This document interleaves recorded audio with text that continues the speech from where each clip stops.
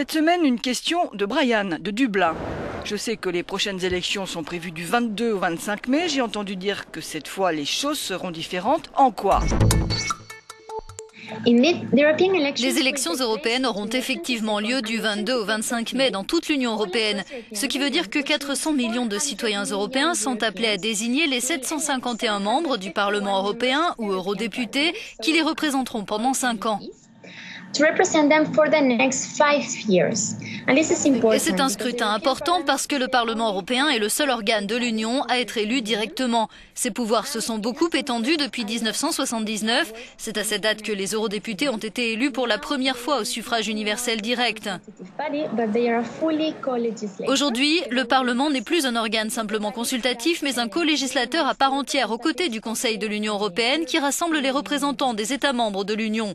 Il est sur un pied d'égalité en matière d'élaboration de pratiquement toutes les lois européennes qui touchent les citoyens. Les eurodéputés ont leur mot à dire sur les questions concernant le marché intérieur, les libertés individuelles, les droits fondamentaux, tout ce qui est lié, bien entendu, à la crise économique et à la manière de dépenser le budget européen à travers l'investissement dans le développement régional, la recherche, l'énergie, les transports et l'environnement, etc.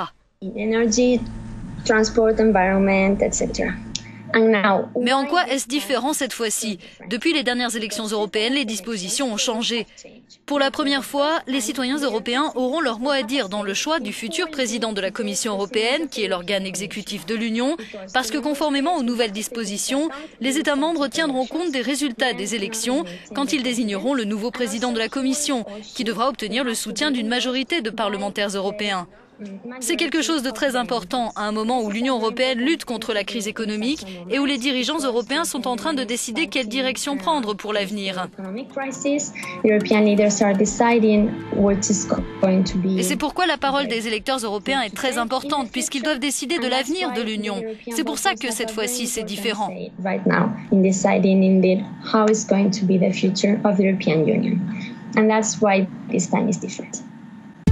Si vous voulez poser une question, rendez-vous sur notre site ou sur nos pages des réseaux sociaux.